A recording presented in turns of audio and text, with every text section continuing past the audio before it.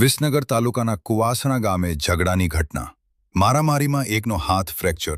મહેસાણા જિલ્લાના વિસનગર તાલુકાના કુવાસણા ગામે ગત તારીખ 17 માર્ચ 2026ના રોજ રાત્રે આશરે 9:30 થી 10 વાગ્યાના સમય દરમિયાન મારામારીની ઘટના બની હોવાની ફરિયાદ નોંધાઈ છે.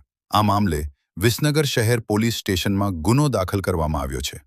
ફરિયાદ મુજબ કુવાસણા ગામના મુસ્લિમવાસ વિસ્તારમાં અશફાકભાઈ અને આશિકભાઈના ઘર આગળ બાળકો ક્રિકેટ દડીબેટ રમતા હતા.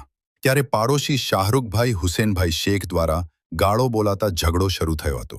ઝઘડો વધતા ફરિયાદીના પિતા અયુબભાઈ વચ્ચે પડતા તેઓને આરોપીઓએ ધક્કો મારીને નીચે પાડી દીધા હતા.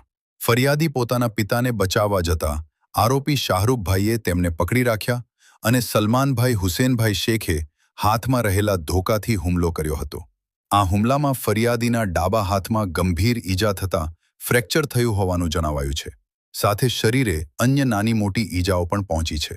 આ બનાવ અંગે પોલીસે ભારતીય ન્યાય સંહિતા 2023ની કલમ 117, 2, 115, 2, 352, 54 તેમજ જીપી એક્ટ કલમ 135 મુજબ ગુનો નોંધી વધુ તપાસ હાથ ધરી છે.